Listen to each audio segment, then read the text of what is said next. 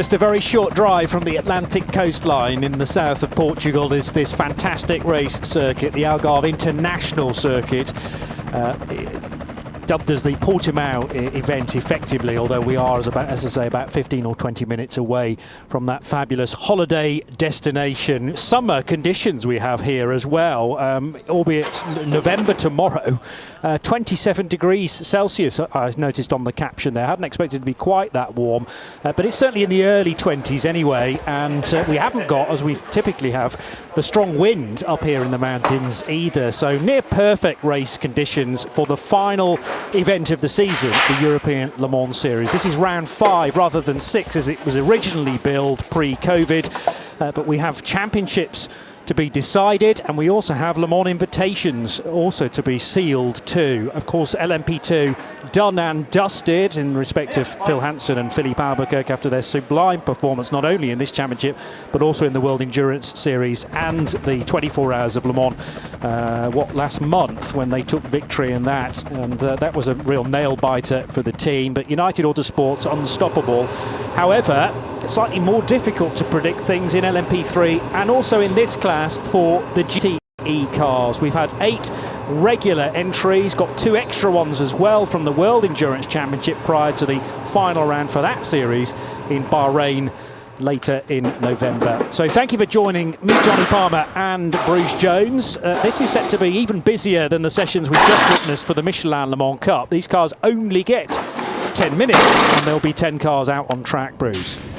On track or near track, I think will be the what we've observed so far today. Track limits are being very, very stringently observed, and quite rightly so, effectively at 4 corners around the circuit. And the one that most people are getting pinged at, well, 2 of them. Turn 1, again, the intention is to go in just a little bit. It's so easy to go in a little bit too fast. Turn 8 is the one that's really starting to pick them up, and that for your reference, is the uphill right-hander that's halfway around the middle sector of the circuit. But yeah, great to have 10 cars coming out to play, and we'll see how Gulf Racing and AF Corsa with their Porsche and Ferrari respectively get on. But of course there is a championship battle. Still 2 crews could take the GTE title. Bronicheski and Perel with the Kessel Racing Ferrari, Beretta, Picariello and Reed. Nice competition there, the Proton competition Porsche. So 2 makes, 2 teams out looking for today the bonus point for pole position, and every point is going to count because there's only 7 points between them and 26 points, including that pole position point, up for grabs. So it could really be a massive factor. But the track conditions perfect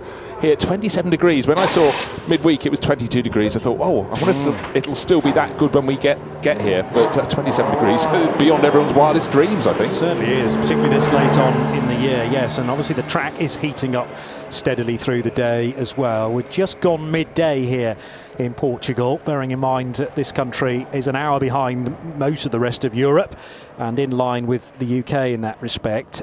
Also, the track resurfaced prior to the Formula 1 Grand Prix that was here last weekend. So grip levels, you know, very, very high, possibly higher than we've ever had in the years that this championship has visited the Portimão circuit. Prior to here in the ELMS, we regularly went to Estoril, just down the road from Lisbon, of course. But irrespective of whether we've been there or down in the south, we've always been provided with a fabulous race. And actually, for the wrong reasons, we had a very interesting race 12 months ago with an early red flag after a nasty accident for Jack Manchester, and that sadly took a good hour away of the race. So hoping that tomorrow at 11 o'clock everybody can get safely round that opening lap. But it's tricky, bearing in mind we should have 36 cars on the grid, and bolstered by these 2 extra entries from the World Endurance Championship. A renumbered 88 AF Corsa car for François Perodo, Manuel Collard and Alessio Rivera. 4, as Freitas, our race director, counts us into this 10-minute session. Pit exit is open for 10 minutes. Please respect track limits. And in his driver's briefing, Eduardo detailing the corners that they will be particularly viewing track limits, and I use that word advisedly because it's down to the observers who are on post rather than any sensors, rather than cameras that are locked off to decide whether cars have gone off the track or not. It's purely done by the human eye. And out of turn 1, where the 74 Ferrari is just negotiating now, is certainly one place that will be needs to be adhered to as far as the track limits are concerned. Out of 4 as well, the exit to that longish straight towards turn 5, the exit at turn 8, and then the run through 15, the final corner on the track. Just to finish the point about the 2 extras then in GTE, we've got 88 for Perodo, Collard and Rivera in preparation for their final World Endurance Championship race at Bahrain in the middle part of November. And the other addition is Gulf Racing's Porsche for Mike Wainwright, Ben Barker and Andrew Watson. And each of those cars have to carry an extra 15 kilos of ballast, by the way, because they are additional cars. They're not the only ones carrying ballast. Remember, it's done through a process of applying the measurement of either 15, 10 or 5 3 times. That depends whether you're in the top 3 in the championship coming to this race or whether you finished in the top 3 in the result for the previous 2 races. So that will be Monza and Ricard, going all the way back to prior to Le Mans. And as a result of that, the 77 Proton competition Porsche will have 30 kilos of success ballast. The 74 Ferrari, the same, 30 kilos for Broniszewski, Perel and Niki Kadai. And then 2 regular championship runners with 15 kilos each, the 55 Spirit of Race car and the 83 Iron Lynx machine of Manuel Agosta, Michel Gatting and Rahel Fry. So when you add the AF Corsa and the Gulf Racing cars to that as well, we've got 6 machines of the 10 in GTE, all carrying extra weight. Well, we'll see if the stopwatch reveals that, but of course qualifying very, very different indeed, Johnny, and just the 10 minutes, and it's a longish circuit, and they have to get the heat into their tyres. Not too much of a problem though today, with 27 degrees air temperature and the same temperature down on the black stuff beneath them, the black stuff to which the majority of drivers are trying their hardest to adhere, because we've seen in all the qualifying sessions today, early this morning for the Michelin Le Mans Cup, so many drivers losing their very best times, and that was in a 15-minute qualifying session. The chance of making it up, having dropped one of your laps or even 2 of your laps in a 10-minute session, you know, it could be the real difference between being at the top or being right at the tail of this 10-car GTE pack. Yeah, and you can be conscious of track limits early on in the lap and then be slightly offline for the next corner, and it's about linking it all together on this 4.6 kilometre circuit. So cars have been released from the open pit lane. That happened 3 or so minutes ago, as all over the curb there's the black Proton competition car of Alessio Picariello, Belgian superstar who's made his name in Asia driving GT cars, but now his first real run in a European championship in the ELMS, and GTE, something else to kind of get his mind around as well, having raced a lot in GT3 cars. The other Porsche behind is actually the Gulf Racing car, and that's number 86. So Ben Barker's been put into that car, perhaps no surprise that it will be the Brit doing the qualifying there. Well, it's Alessio Rivera, top of the charts, new to the championship, and really impressing. Done a lot of racing in Italian GT the last couple of years, started in single-seaters, making a splash here. Only 1/10 of a second ahead of Andrea Piccini. There's a very good yardstick to be putting behind you, but a lot of these first flying laps are fairly tentative. Do expect the times to come down. Our timing screens are largely covered with blue. That means everybody is improving. A few pink sectors. Alessio Picariello's fastest through the final sector. Andrea Piccini fastest through the first sector. But really it's the second flying lap, Johnny, where we really start to see the lie of the land. They've got the cautious one in. Already car 86 has had its times deleted. That's Ben Barker for exceeding track limits. That's turn 4. That's the left-hand flick up over a brow, and it carries on climbing behind, and then you go past that famous rotunda that overlooks turn 5. But a lot of drivers run out wide at turn 4, and they have their times taken away. They've been warned, it's tempting, but anyhow, Ben Barker the only one to fall so far, and that's put him down 10th and last on the timesheets.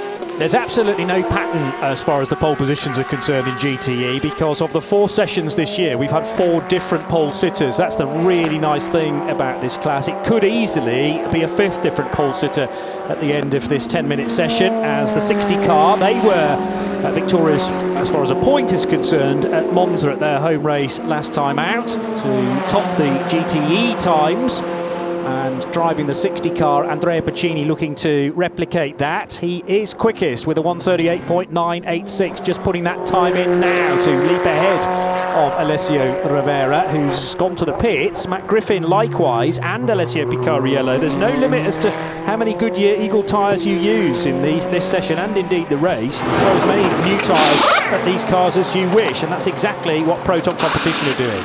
Yeah, just remember, just reiterate, it's a 10-minute session. We only have just over 4 minutes remaining, so you're losing time coming into the pits. You have to be sure you do not waste these this Goodyear rubber, the sticky stuff, ready to try and take pole position. So that target time, just under 1 minute 39 seconds. Andrea Piccini, 4/10 of a second clear of Alessio Rivera. And Matt Griffin, he is third fastest for Spirit of Race. So it's Ferrari at the top of the charts. The best of the rest, Gulf Racing, Ben Barker, having lost that first flying lap, his second flying lap was good for 4th overall. Still just the two manufacturers involved in GTE. It would be nice maybe next year to have the Aston Martin perhaps as part of the entry. We did have a guest one at Spa, I remember earlier on in the year, with Paul Dall'Anna and the rest of his crew looking for a bit of extra mileage ahead of the WEC round the following weekend. And there are other GTE cars as well that could potentially join in next year, but the general numbers of entries has been very healthy throughout the course of 2020, which means that there are actually 2 invitations up for grabs tomorrow to Le Mans next year. If you finish in the top 2 in the championship, you are in for the 24 Hours of Le Mans season 2021. Heading out of the final corner, the black and orange Gulf Racing Porsche then heads across the line. Ben Barker already with a lap time deleted, and that's not an improvement.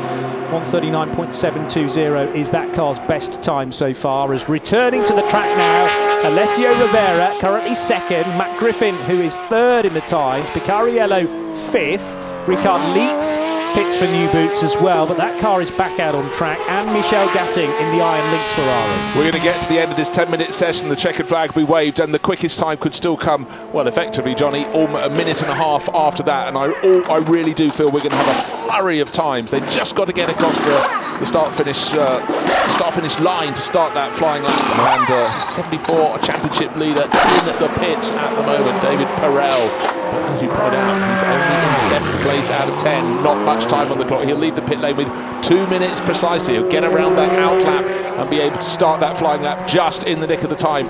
And then, of course, the job is to keep within the track limits. I have a feeling that not all of these flying laps are going to be able to count. Someone surely is going to push just that little bit too hard and get caught out. Matt Griffin was looking for a way through there and managed to find it, because Andrea Piccini pulled to the side of the road and allowed the Irishman by in the 55 Spirit of Race car. That machine currently third. Piccini, who really felt that the team had made some ground at Monza last time out. They got pole position, and he said the time's been there all season really. They just needed to put the right combination in as far as the setup's concerned to unlock that. 66 JMW Motorsport car having an on and off season really, but could they potentially nab a first pole of the year? Finlay Hutchinson doing the times, and a bit of a lock-up I noticed heading out of what would have been turn 7 or 8. Anyway, that car now about to cross the line, number 66. It's already had some of its times taken away. That's why Finlay Hutchinson is 10th and last at the moment. His best time 1.8 seconds down, but he's got to nail it. There's a minute remaining in the session. It's still Andrea Piccini, 4/10 of a second to the good over Alessio Rivera. Rivera's had that change onto fresh rubber, and he's put in his fastest first sector, but the fastest first sector. 6th on the timesheets at the moment for Proton Competition. Richard Leeds, too good to keep down. His second sector, fastest of everyone as well. The 77 Porsche almost floating its way through turn 15 there, and it will whip across the line. There's only 30 seconds left on the clock, and the 77 car will go 4th with that time for Alessio Picariello, 1:39.7. But crucially for Alessio, he has squeezed one more lap time out of this session. And those about to cross the line, like the 51 Ferrari for Stefan Gurig, the 74 as well, they'll all get one more lap as Andrea Piccini, Ricard Leitz now joins Piccini on the front row in GTE, so it's not a quicker time than Piccini's, but he got very close indeed, within just outside a 10th of it for the Austrian for Proton Competition. And more to the point, Richard Leeds got another lap in. The checkered flag has been waved, and so at the moment, the session not over, but nobody can go beyond this lap. But it's Andrea Piccini point, and it's now Rivera finds back into second place, 11 thousandths down. So he's making, young 25-year-old Italian, making a major splash on his championship debut. But Leeds has got another lap to do.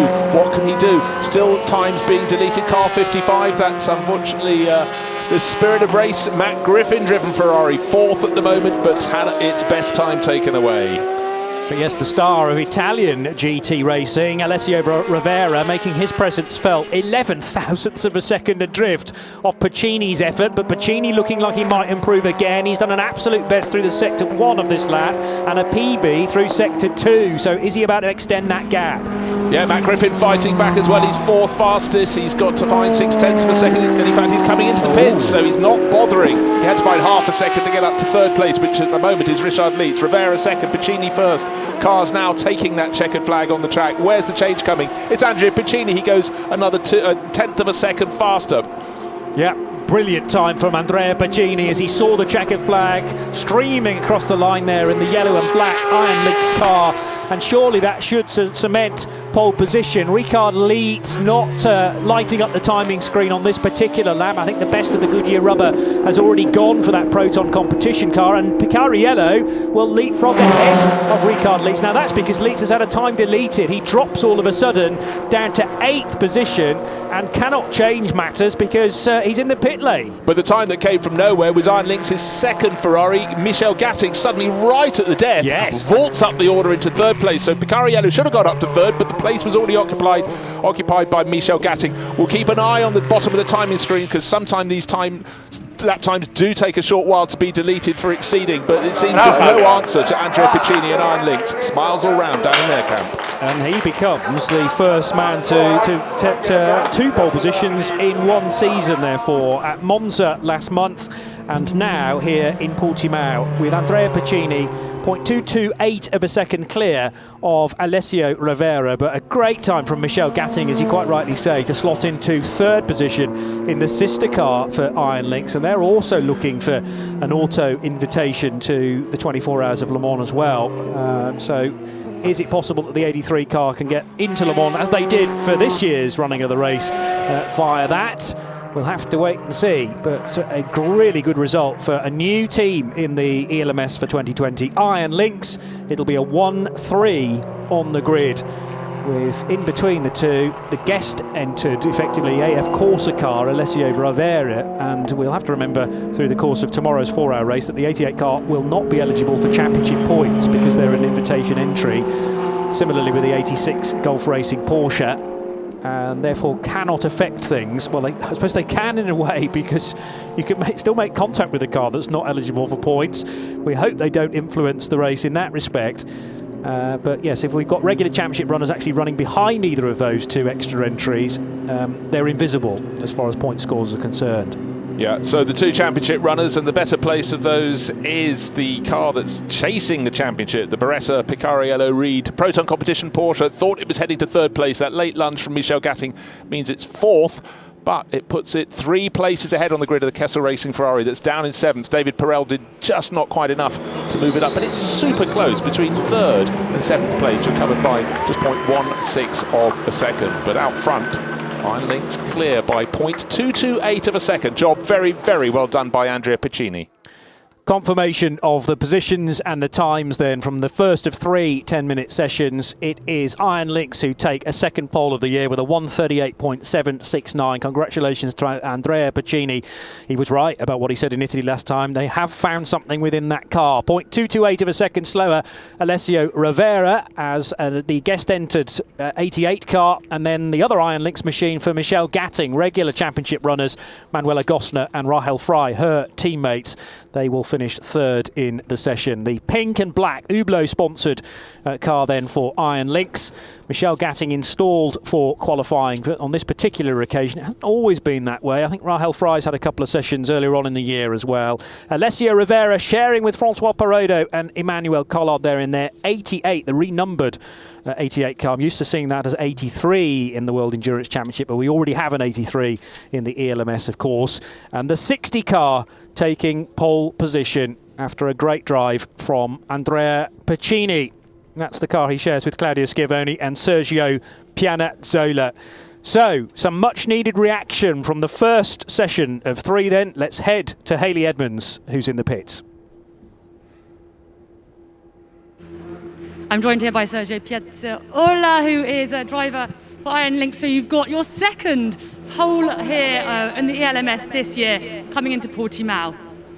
Yeah, it's, I think, fantastic performance for Andrea, and we are really happy. He did twice the pole position, basically, because he did the fastest lap time in the first attempt and even in the second one. So we are extremely happy. I think it's a fantastic way to celebrate the last weekend of the season. We really hope to have good performances tomorrow in the race as well. We feel quite strong as a crew, and we want to dedicate this to Deborah and Claudio that are watching us from their own home. So we miss you. Thank you. Thank you very much, Sergio. Yeah, and 1 or 2 people not able to travel, whether they be related to teams or actually drivers as well. We should remember that, because of the very much fluid situation that we have all around the world, people being constantly tested and judged as to whether it's safe for them to travel or not. So I misspoke there. No Claudio Schiavoni in the team lineup for this round. It's Pianazzola, the man we've just heard from, Andrea Pacini, who set the time, and Rene Mastronardi, who is this year's Michelin Le Mans Cup champion, and another pole to him earlier on today as well. So let's see how he gets on in the number 8 car for the later session. But we're very much in European Le Mans Series mode currently, and the second session of the day in qualifying will be for 12 LMP3 cars, a mixture of Ligier and Duquesne, although it's the Ligier have the lion's share of the entry, 2/3 of it in fact.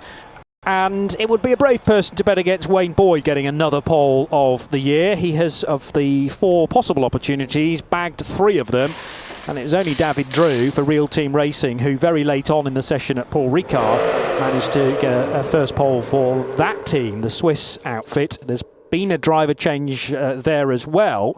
We'll move on to that in just a second. I'll be interested to see who's going to be taking up qualifying duties for Real Team Racing. But sadly, for health reasons, Real Team Racing have had to do a driver change with no Esteban Garcia, who was so happy to take his first victory ever, you know, not just in the ELMS, but of his career, full stop, earlier on in season.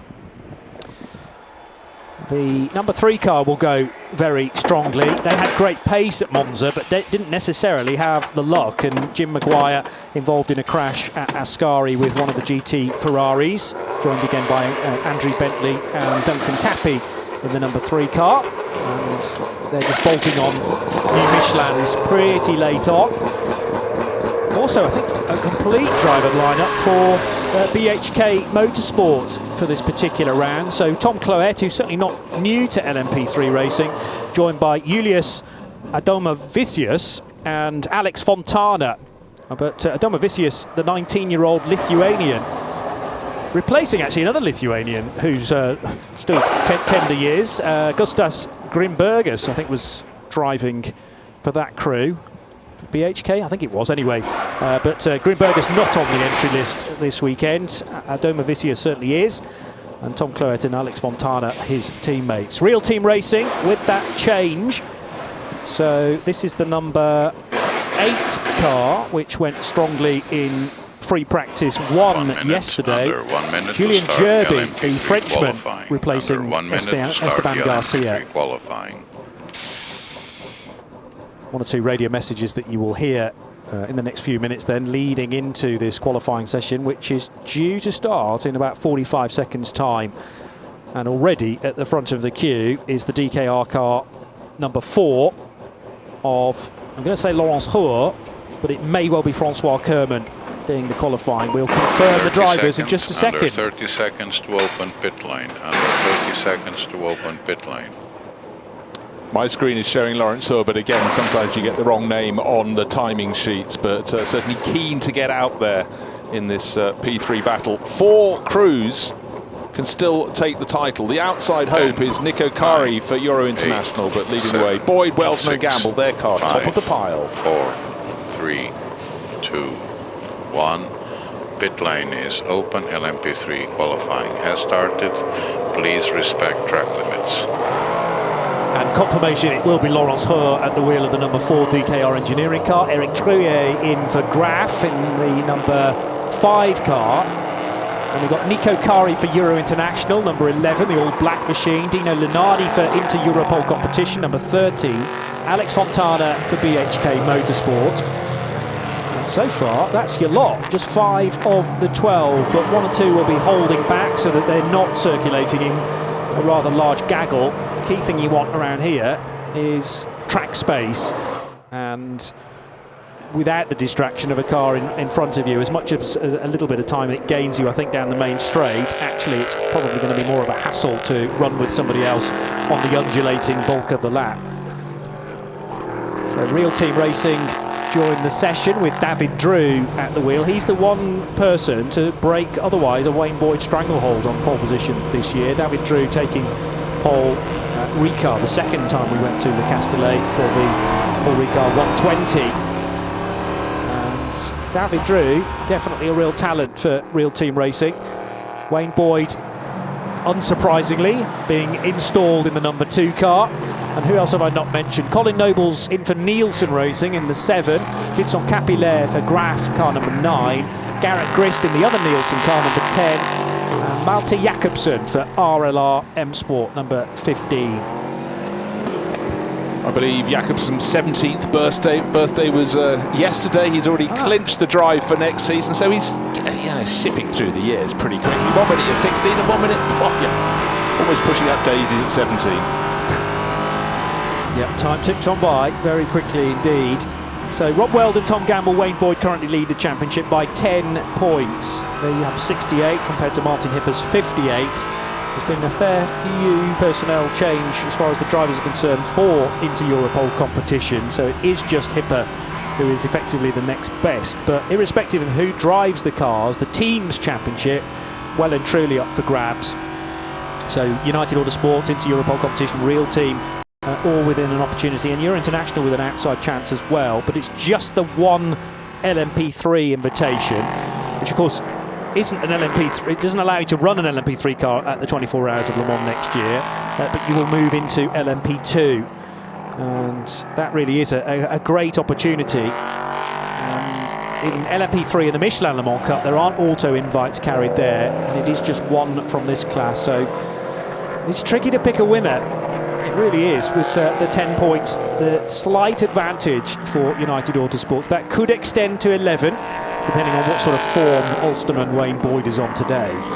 Yeah, and just to reiterate the scoring system, 1 point for pole, but the race, top 10 in the race, 25 points for the winner, 18 for second, 15, so the points really start dropping away a lot. A victory really is worth its weight. And of course that, like hen's teeth, the entry to Le Mans next year is something all the teams, not just here, Asian Le Mans Series and other places around the world, you know, these championships organised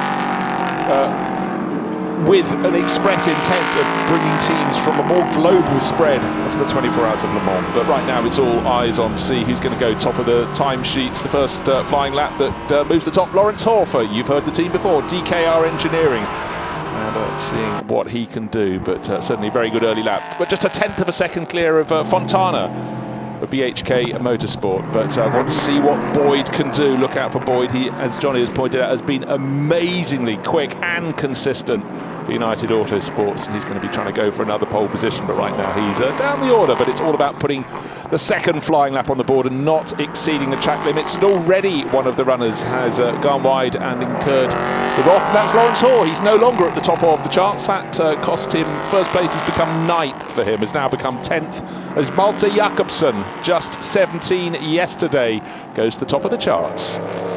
137.009 for Jakobsen. That's just 85 thousandths of a second quicker than Vincent Capillet for Graf in the number 9 car. David Drew 3rd, Alex Fontana 4th, but Duncan Tappy across the line. pops into the second row and the inside of the second row. Third position then for the Brit, a 1:37.1. But they're all about to be shuffled because Lawrence Hoare down now in 11th place, having had that time deleted. The number 4 DKR Engineering entry flying faster than anybody in the first sector and the second. He's about to complete the third sector. Target time 1:37. He does a 1:36.3 just for good measure. 0.6 of a second to the top. Very impressive indeed, and yeah, those behind him will respond. That was really just a banker lap that a lot of them were putting in. With just under 5 minutes to go. Doesn't sound a lot, but a lap time around here is just over a minute and a half, 96, 97 seconds, there or thereabouts. And the lucky ones will actually squeeze an extra lap out of it, depending on when they cross the line, of course. But a number of the GT runners were able to do that late in their session. The very high point on the circuit, the number 2 car goes. That's Wayne Boyd, having already put in a 1:40.288, but he was probably just heating the tyres and the brakes throughout that, and this will be much more on it. Yeah, he's improved on the first sector, he's improved on the second sector, but as Johnny said, that first flying lap for the vast majority of the 12 cars out in this P3 class, it was a banker lap. It was stay between the white lines, do not have that lap taken away, but it was more about getting heat in your tyres and coming out on this second lap. And at the moment it's Lawrence Hoare, top of the charts, 1:36.389. A very good run by Malte Jakobsen to be second, but Wayne Boyd needed pole. He's done it before, he's done it again. Not pole yet, but he's cleared by 0.112 of a second. So United Autosports from DKR Engineering and RLRM Sport, but the times are getting faster and faster. That might be just enough, but we know so many times that these LMP3 sessions can surprise, and very late on as well. So I'm sure those behind Wayne Boyd's time have got something up their sleeve to maybe level with Wayne and the 1:36.277, although Boyd quicker again now through the first sector. Bearing in mind that first sector takes you pretty much to the braking area for turn 5, that tricky left-hand hairpin on the, well, around the back of the paddock, effectively, the other side of quite a large retaining wall. And the 8 car across the top of the shelf now, nearing the end of the lap, which runs between 13 and 14. Get a very good view of that from ground level and the paddock. And the cars look very delicately poised indeed, tippy-toeing their way from 13 to 14. And they disappear from sight briefly, but you can still hear the 5.6 litre Nissan engines thundering their way through 14 and 15. Real Team Racing across the line. David Drew was 5th, and he's going to stay there. That wasn't an improvement for Drew, despite it looking very neat and tidy indeed. Well, the target is going to move surely this lap, because Wayne Boyd, he has the best time, 1:36.277 seconds at the number 2 entry for United Autosports. He's faster than anybody in the first sector, faster than he'd been before in the second sector. How low does he go? Looking... Well, he backed off at the end of the lap. His final sector wasn't that good, but he's got 2 minutes on the clock. Time for this lap and one more. Yep. Maybe there's a bit of traffic on that one. He backed off by 1.7 seconds, and in fact, suddenly it gets busy. Collision between number 5, which is the Graf Eric Trier driven car. He's already had times taken away from him, and the clock is going against him. That's another lap wasted. And that was Alex Fontana he made contact with for BHK Motorsport. Fontana now running around with damage on the front right corner. It looked like the dive plane at least had been detached on one side, maybe completely plucked out. That's not going to be ideal for improving times towards the end of this session. Turn 5, no stranger to 1 or 2 incidents like that, as maybe one goes for the racing line, the other one's overcooked the braking, and they meet in the middle. As now descending from turn 11 goes Vincent Capillaire, there or thereabouts early on, dropped to 7th place though now, and looking to try and get back towards the top 4, because a start from the front 2 rows in LMP3 should keep you sort of out of trouble. You'll be on the back of the LMP2s, bear in mind, but there's often a fair bit of overlapping between the LMP3s and the GTEs in the early stages of a 4-hour race, and advisedly you need to be clear of that and away from potential trouble. Over the line with 45 seconds still to go goes the Vincent Capillaire driven Ligier. It's a Ligier and a Duquesne on the front row currently. Wayne Boyd still just over a 10th quicker than Laurence Hoare for DKR Engineering. Interesting. It's a quick, fast session, just the 10 minutes, but what we're not having really is much in the way of improvements. It's almost like they've all just cooled it off for a lap, just gone back by about 3 or 4 tenths, and they're going to wind it up. The checkered flag will be out in just 20 seconds' time.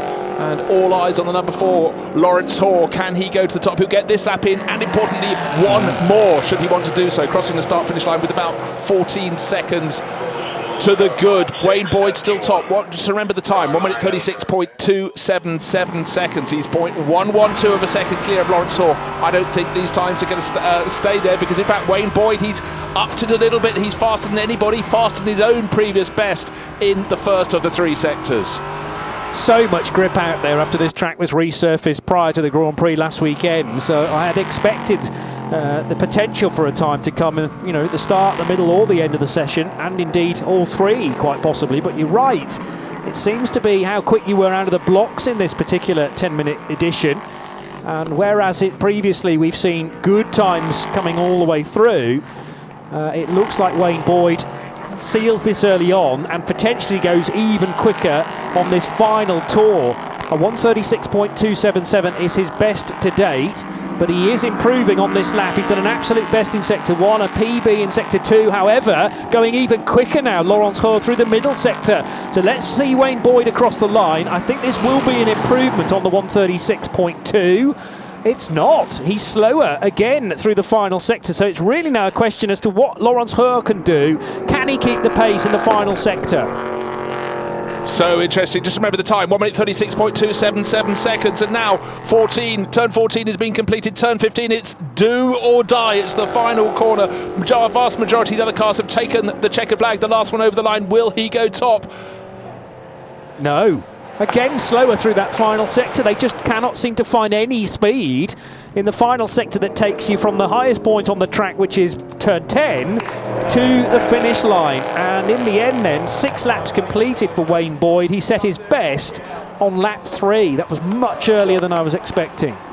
Well, that was a really, really interesting it really seemed in that, even though it was a 10-minute session, you had a decent flying lap, your banker lap, then your best lap, and thereafter you're trading in tenths, and it certainly wasn't continually building up there. But Wayne Boyd did enough was that now his 4th pole from the 5 meetings, so the Ulsterman are absolutely nailing it, and his crew sharing with Weldon and Campbell, they are leading the championship by 10 points. No, he's not. They're by 11 points now. The extra bonus point for that pole position, so there'll be pats on the back for Wayne when he returns to the pit lane. And again, it just puts them into such a great position to build a good foundation in the early half an hour, 45 minutes of tomorrow's race. It's an 11 o'clock start, remember, through till 3, and they'll be looking to get a lightning getaway.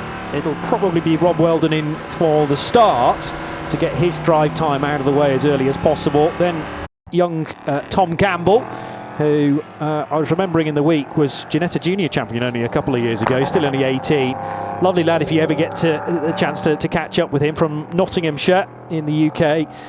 He'll do the middle stint, I would reckon, and then Wayne Boyd in for the final portion of the race. And United Autosports obviously looking to back up their title in the LMP2 ranks with LMP3 as well. 0.112 of a second, United Autosports get pole position, a 4th of the year for Wayne Boyd, ahead of Laurence Hoare and the DKR Engineering Duquesne. That's by far the best placed Duquesne M30.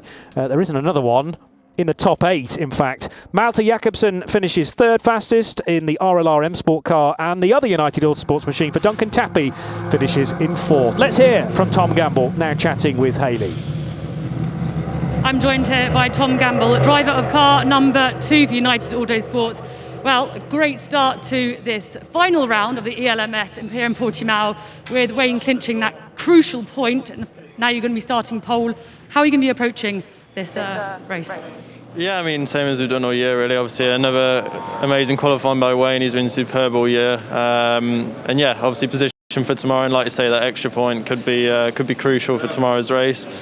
So yeah, we just got to kind of finish the job off now. Full credit once again to United. The car's been incredible all weekend, and I think we knew, we had the pace in the car to do the job, but we knew it'd be tight. Everyone's kind of getting closer and closer as the year's gone on, and yeah, awesome to be starting tomorrow's race from pole. So you've now got 11 25-point lead. I mean, what are you going to be doing? How's this going to change your strategy going into tomorrow's race?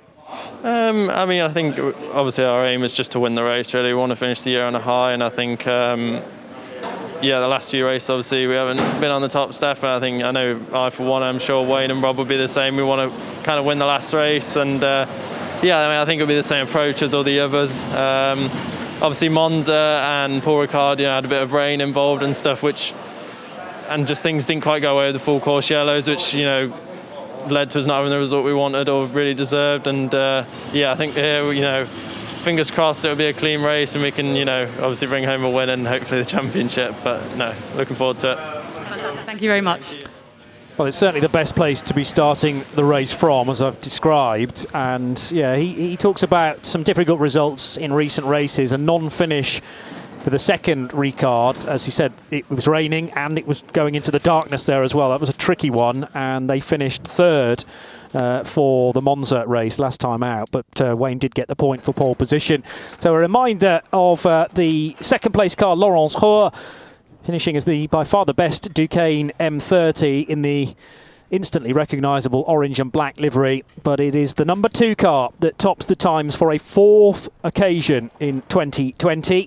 No doubt about the qualification specialist within that team, and now it's a question of whether United Autosports can work as a team outfit, which they've done brilliantly well in other areas of the sport. LMP2 ELMS champions, World Endurance champions, and the 24 Hours of Le Mans champions as well. So there's no reason why that number 2 car, and I think the 3 as well, could look very, very strong in tomorrow's race.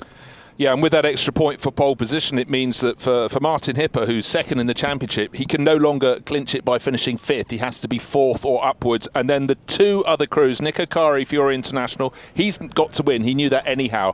But for David Drew, he came into this qualifying session with the chance that second place might still mathematically give him the title. He's got to win as well. So absolutely clear what they have to get up to. But again, on little elements. But for Wayne Boyd, he had one focus today.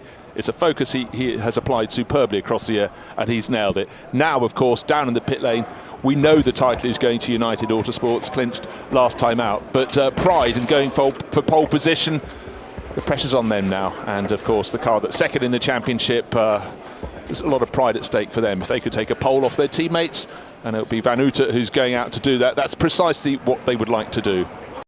Race winners, first time out. A lot of people forget that, but yeah, the first visit to Le Castellet back in July, the 32 car came out on top, despite 22 being in a fabulous position late on, but they got a puncture, took them out of the top 2. I think they eventually finished 3rd once they'd repaired that, possibly 4th, but anyway, it didn't matter when it all unwound in the championship. It was 3rd, so the memory wasn't performing tricks on me. But they then went on to 3 wins and 3 pole positions as well. Let's see whether Philippe Albuquerque can make it. It'll be a clean sweep, won't it? If Albuquerque gets a pole position today, yeah, they will have taken every single pole for the season, which will be some record, some statement to everybody else. Anders Fjord back, Dennis Anderson for High Class Racing, team based in Barcelona, but they're very much Danish. And the paint scheme that they took on board for the start of this year, that kind of white background with the 2-tone blue, looks very cool indeed.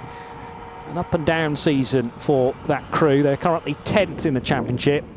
Best result of the year, actually coming last time out at Monza with a 3rd place, but they struggle for points prior to that, a non-finish at the opening round, and a couple of finishes outside of the top 10, sadly, as well. Rookie, the ELMS mascot, is in a great position as far as spectating is concerned. Joining the starter, it looks like, who waves the flag at the start and the end of the session. And the Aura 01 from G-Drive Racing, which has topped at least one free practice session this weekend, could be a strong unit as well.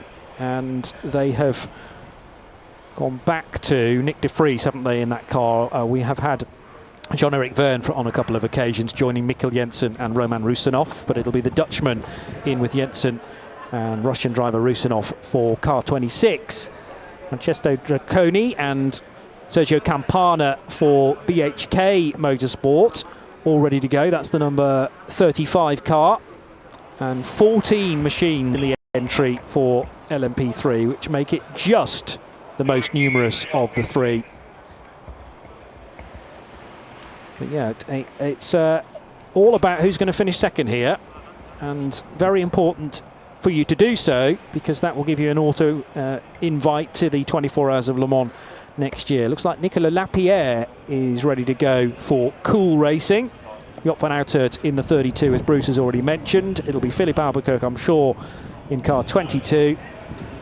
And, well, Loic Duval or John Lancaster, perhaps, in the 24 Oreca.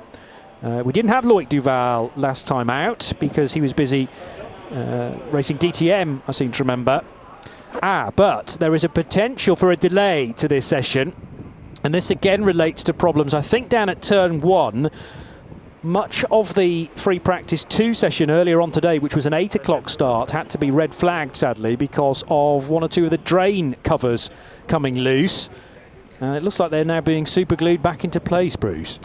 Yeah, the big question is how long does this glue take to set? But again, it's not a procedure that's new to them. It's something they've had to work out last weekend, and again this morning in one of the practice sessions it all suddenly went quiet. We thought, had there been an accident? No, it was a drain cover, but they're right on it, sorting it out. Just adds a little bit to the tension. Maybe not for Philippe Albuquerque, a Portuguese driver at home. Doing this season has just come up trumps for him after years of being in the mix, and you sort of feel it's destiny that he ought to take pole for this. But you know what, going into the closed season, a lot of his rivals want to take the pride, something to carry them through until next year. So he's going to have to be at his very, very best for United Autosports. But it's been such a year for Philip and for Phil Hansen. So no wonder they've already got the title in the bag. But as you pointed out, Johnny, at the opening round at Paul Ricard, it didn't go their way. It looked as though it was in the bag, but up trumps came Alex Brundle, Will Owen and Joop van Uitert. And it's Joop who's waiting to go out and play at the start of this session, whenever that may be, as the loose drain cover is re-secured and hopefully secured permanently. And that's not turn 1, is it? That's further round the lap. It looks like it's about turn 7 towards yeah, I was turn thinking, 8. yes, with the grandstands in the background. So it's on one of the incline sections of this Algarve International Circuit. I reckon probably turn 8. And you are running out wide to drivers left there between 7 and 8, I suppose. So there's every opportunity for that drain cover to be caught by cars and for it to then become dislodged. The last thing we want is an LMP2 car to actually hit that, because it could very easily vault a car up into the air. And you know, for years now we've been trying to keep these things on the ground to stop them from somersaulting and barrel rolling. That's the reason for the holes in the top of the wheel arches on all 4 corners, and for that dorsal fin as well. So it's something we've got to get right, and therefore we will allow the track staff to solve that problem. It looked like sort of familiar ground for a lot of those guys there. They're just laughing and joking about here we are again, trying to apply and make safe this drain. Well, it may well be that each time it's a different drain cover, because they fix one and then they find another one further around the lap has been the driver's running a little bit wide. And if it is, as we think, between turn 7 and turn 8, it's a natural inclination. You're still coming out of 7 to run a little bit wide. You want the widest possible entry. It's not quite a double apex, it's just a long right-hander going up a brow, over a brow, then you drop down into a compression, then up again at turn 9, all the way until you're flat again at the highest point of the circuit between turns 10 and 11. And we know drivers, if they can possibly pinch an inch on the outside, they will be trying their very best to do so. So that, of course, is a safety issue being fixed right now. Interesting to see into Europol competition. They're stepping up to the World Endurance Championship next year. So a team that really has made massive strides. Not so long ago, just running in P3, stepped up to P2 impressively. And it's great to see teams taking on the biggest challenge, Johnny. Yeah, and what I like is sort of plotting the history of these teams through ACO rules racing as well. So you see them creep into LMP3 initially, whether that be at the Michelin Le Mans Cup level or straight into ELMS, and then step into LMP2. And yeah, and then eventually they either head to the World Endurance Championship or maybe do a campaign in the States for the WeatherTech, the IMSA WeatherTech Sports Car Championship, maybe both together. But the potential then for teams to go on to the real top class and world class racing is there once you've got the grounding in the lesser known championships. I mean, lesser known to some of you, but hopefully once you've caught 1 or 2 races in the Michelin Le Mans Cup, that makes you a convert and realise just how good the racing can be across the board during an ELMS weekend. It's a packed timetable actually here at Portimão, whether they be the ACO Championships or some of the support categories as well. Just a shame again that we can't have a crowd on site, but most of the event being televised, certainly for the Michelin Le Mans Cup and the ELMS, and that for the time being will just have to be a second best, with I'm sure then a rethink or a relook at how things can be run into season 2021. Just looking at the qualifying details from last season's LMP2 session, the pole time was set by Philippe Albuquerque, funnily enough.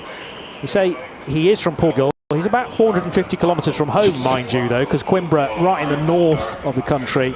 Again, somebody, though, that regularly brings family members and friends down here to support, and that's just not been the case for season 2020. But yeah, Albuquerque with a pole 12 months ago, but only by 68 thousandths of a second from the number 21 Dragon Speed car. I think that was a Ben Hanley time, if not James Allen. But shows you how narrow things were the last time we visited the Algarve International Circuit, and then only a tenth and a bit away was the 23 car at the time being driven by René Binder, Will Stevens and Julien Canal. So I think this could be very close actually across the 10 minutes, and we're looking for a pole time in the low 131s. If we can go even quicker than that, then these cars will really have made quite a bit of progress in their single lap speed over a period of time that's slightly longer than 12 months actually. Meeting in 2019, taking place in October, the 27th of October. Actually, so we're pretty much the same weekend, which again is testament to all those involved making this calendar work. I know we've only had 5 rounds rather than the planned 6, but there was a time when the ELMS only ran to 5 rounds actually, and only 3-hour races if you go back 5 or 6 years. Brilliant job done by all at turns 7 and 8. The track staff managing to check out of there, and I think it's quick setting glue or cement, whatever's been used. 10, so we're 9, grateful to everybody 8, involved, and it 7, means that this session can 6, start only a few 5, minutes late. 4, 3, 2, 1. LMP2 qualifying has started. Please remind drivers to obey to track limits. And those track limits closely observed on the exit at turn 1, 3, 4, 5, 8 and 15. There are many, many places here that you have to keep your wits about you. An example of the readjusted blend line on the exit of the pit lane, which gives you much more of a hope of getting through turn 1 safely actually. It means you can take the racing line well over to driver's left and then head through the very fast right-hander. You've just got to be aware, I suppose, that there may be a car alongside you, right behind you, and those that are already on the racetrack are going to be very wary of those rejoining from the pits. Absolutely so. Got to be looking at all the gauges, but mainly that left-hand driver's mirror to just see what is coming down. But also the teams would be notifying their drivers cars are due to be coming out the pits when we get the flurry of pit stops. So all the drivers have to be on their toes, because it's an incredibly fast run down that start-finish straight, and turn 1 very, very tricky. 80-degree right-hander. And again, it could end up with the driver on the outside being pushed wide, and being pushed wide could mean driving over the white lines on the outside and picking up a warning, and warnings eventually become penalties, and a drive-through penalty, it just takes your race away from you. So everyone having to be ultra aware of the situation. Right, vast majority of the 14 cars, in fact all bar one, just Henning Enqvist still in the pits in one of the 2 Algarve Pro Racing entries. Everybody else has come out to play with their Oricas, Arises and Ligiers. And the 22 could, I suppose, finish the season on 120 points if they get a maximum score tomorrow as well. That would be a huge tally for the season, bearing in mind they actually finished 3rd in the opening round, so they were starting the year a little bit on the back foot, although they did have pole position, and that was indicative of the pace that this car would show throughout the course of the year. Philippe Albuquerque in the 22 car, then just working his way through, but he's not, because it's Phil Hanson. Now, I did wonder whether Hanson might be given the opportunity for a first qualifying session of the year. They don't have to worry too much about points any longer. The front left of that car skating along the ground, I noticed there, under an immense amount of pressure, obviously from the downforce through that final corner. Almost thought that perhaps the car was leaking some fluid, but I don't think it was. I think it was just the under tray, the front splitter, scraping the ground and leaving a little bit of a mark on the asphalt behind it. But that will all have been planned for. The 28 car has at the wheel Paul-Luc Chatin, who had to sit out the Monza round because of being tested positive for COVID-19. He wasn't actually feeling any symptoms. He was fine in himself, but had to, as the rules dictate, self-quarantine back at home. So a certain Nicolas Menassian came in as super sub. He's the team manager, of course, at EDEC Sport, and still can get a shift on round Monza.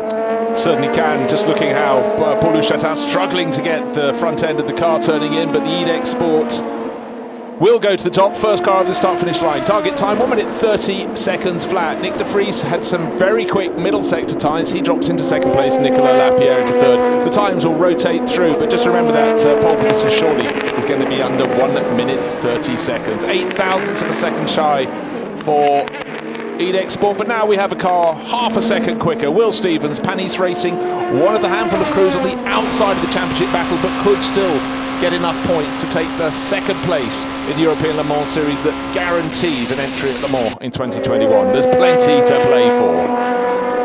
Neat and tidy on the exit of turn 1. Job van Uitert in the 32 car.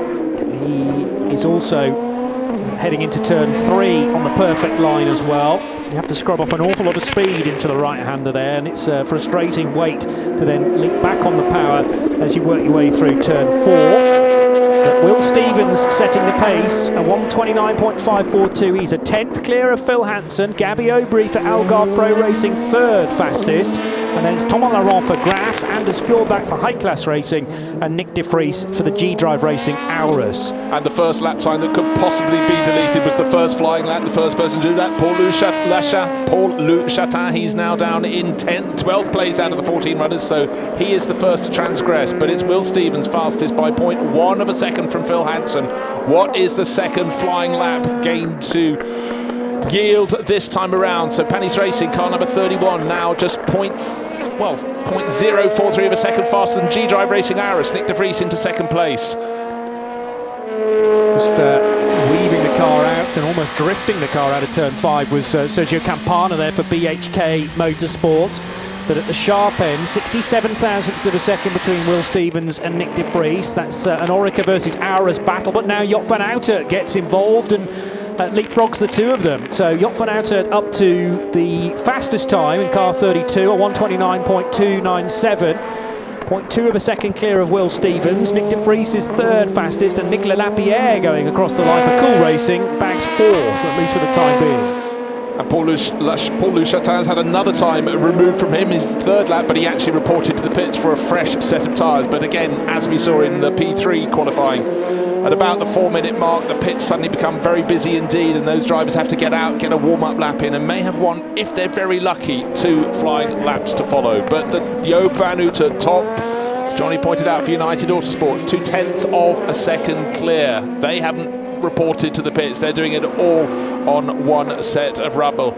Eyes on the screens. Alex Brundle, please, his car's at the top of the charts. They're second in the championship. They're desperate to get that second guaranteed place at Le Mans for next year. He could do nothing about it. It's his teammate, the forthright, very, very talented Dutchman, Job van Uitert, who's doing the job at the moment. But 0.2 of a second, will that be enough? Tyre change necessary for Phil and for Paul-Luc Chatin. Sophia Flörsch comes into the pit lane as well, presumably for a new set of Michelins for the Richard Mille Racing team. They run an Orica, remember, with Tatiana Calderon back in the fold there, joined again by Beitske Visser. And then you've got Nick de Vries in the pits. Will Stevens, 2nd fastest. He's pit lane bound too. In fact, the top 4 now all heading in for new rubber with just over 3 minutes to go. This is going to have to be a very quick turnaround indeed. It really is. I think for Phil Hanson and Paul-Luc Chatin, who came in a lap earlier, they've got the luxury I would say, of getting heat in their tyres, maybe even just fitting in a banker lap and then going for it. But for the others, it's out. First flying lap really, really has to count. So the best time, 1 minute 29.297 seconds. Nobody's got close to that for a while. It's 0.2 of a second to the good. Joop van Uitert ahead of Will Stevens. Nick de Vries there in the Aurus for G-Drive Racing in the session is going to be quick fire. Cars still in the pit, still getting the fresh rubber on. Now they're all down on the deck, but they've got to rejoin, get the outlap, and then get past before the checker falls. So Will Stevens down the hill now out of pit lane. He is going to have clear road in front of him. There are 2 cars just exiting turn 4, but he shouldn't catch those. Actually, the 28 car, though, is just a little bit further ahead. And that car did not come into the pits. Well, it did earlier on, Paul-Louis Chatin. And it hasn't actually registered a time, nor has Phil Hansen. So they need to get a wriggle on just to establish themselves somewhere in the grid. They're currently 13th and 14th. And the way that the grid is formed up, they will be able to start at the back of LMP2 even if they don't post a time. It doesn't mean from the very back of the field, the way the regulations are written. Joop van Uitert in the sister United Autosports car, already with a 129.2. That's good enough to the tune of nearly 2.5 tenths. Yeah, so absolutely vital not to have a time taken away from you. It might have been seen as a banker lap before they put the fresh rubber on, but for Phil Hansen and Paul-Louis Chatin, they cannot afford to start 13th and 14th at the back of the pack. Cars still having lap times deleted. Car number 26, third fastest driver, Nick de Vries, he's lost one of his laps. Car number 30, that's Tristan Gomedy for the Duquesne team, also had a time taken away. Doesn't matter if it was their in-lap to come and get the fresh rubber, but what it does matter if it was one of their flying laps, one of the only a handful that's going to count in this session. Look, we've got just over a minute. Car number 24 locking up. We've got a change. We're looking to see, was there a change near the top? Yeah, up into second place. Paul-Louis Chatin went from nowhere to very much somewhere. Up to second place. He's down by 81 thousandths. He's got time to do it all over again and go that margin quicker. Essential if he wants pole position.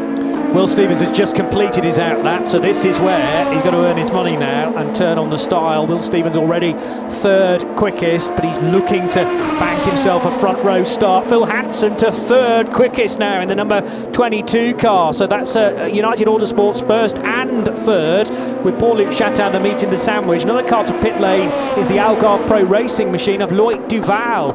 Only good enough for 8th place so far, and Tristan Gomedy's going to follow him into the pit lane for Duquesne. He's only 9th and no chance of improvement now. Right, the one looking to be fastest on track, definitely fastest on track, Nick de Vries down in 5th place. How the times really move up and down the board, the names sliding left and right. It's still Joop van Uitert top by 0.081 of a second, but on a massive charge. The Dutchman, not such a brilliant middle sector, fastest in the first sector. We're dealing in tenths of a second. He's surely going to get up onto at least the second row with this lap, or is he? So many laps we've seen, Johnny. They get to the final sector, they cannot put it together and they lose out. They might be best in sector 1, sector 2, but it's how you really sweep down through 14 into 15 onto the start finish straight that really seems to make a difference. Gabriel Aubry looking for improvement but didn't quite get there. 26 though to the top. Nick de Vries might well have timed that perfectly by 2.222 of a second. Nick de Vries getting ahead of Joop van Uitert, who is still due across the line imminently. Will Stevens now gets an even better time in the Orica from Panis Racing, and I'm waiting to see Joop van Uitert. No, Nicolas Lapierre will go third as Joop van Uitert goes to the top. He has managed to snatch it late in the piece by 0.4 of a second. Where on earth did Joop van Uitert find that time from? That looks to be just about it then for the British squad with the Dutch pilot. Joop van Uitert, Will Stevens, Nicolas Lapierre and Paul-Louis Chatin will be the order. Yeah, just looking to check. When Will Stevens had provisional pole, it was by 7 1/1000ths, and it was absolutely tenuous. But then 0.441 of a second. That's an enormous advantage by Joop van Uitert. So for the second car in the team, the one placed second in the championships for United Autosport, a bit of pride, and well done them, because that means they'll start from pole position. Their teammate, the sister car, will start from 2 rows behind them. So Phil Hansen will be starting 5th. So it's good when a team can be rebalanced. At the other side of the pit garage getting the cheers this time around. But what a year United Autosports is having in the European Le Mans Series. Yep, and obviously they can transpose the great performance and the setup from one car to the other, and Joop van Uitert left it incredibly late. That was his last possible opportunity. But actually, The top three in the order from qualifying all set their best times on their final circuit. 6 laps completed for Job van Uitert, for Will Stevens and Nicolas Lapierre, and it was a case of blink and you'll miss those cars coming across the line and briefly holding very good positions. What happened to Nick de Vries? Dropped to 6th place, so he must have had that very good time deleted. Yes, because his best time coming on lap 3 rather than lap 6, so he was briefly in pole position. Well, that time will not count, and a 1:29.585 puts the Auris to 6th place and therefore alongside Phil Hansen. And if you remember back to Monza, when Roman Rusanov started on the front row, he fell back to the midfield by the first corner, was caught in a clash, and they basically ended up not finishing that race. So it's going to be tricky from the midfield for G-Drive. Let's hear from Alex Brundle, though, Job van Uitert's teammate, now with Haley. I'm joined here by Alex Brundle, driver of car number 32 for United Autosports.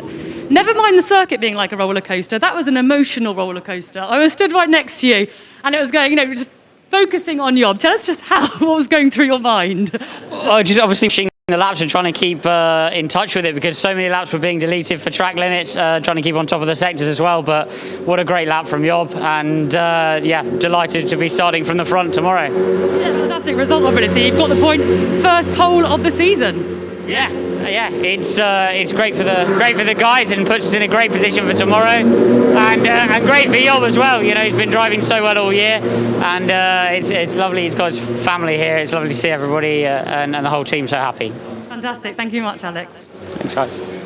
Alex Brundle, with a lot of faith in Job van Uitert. He's still very early on in his career, the young Dutchman, and talking about teams working their way through the ACO rules system, he's done exactly that as well. A former LMP3 champion with RLR M Sport.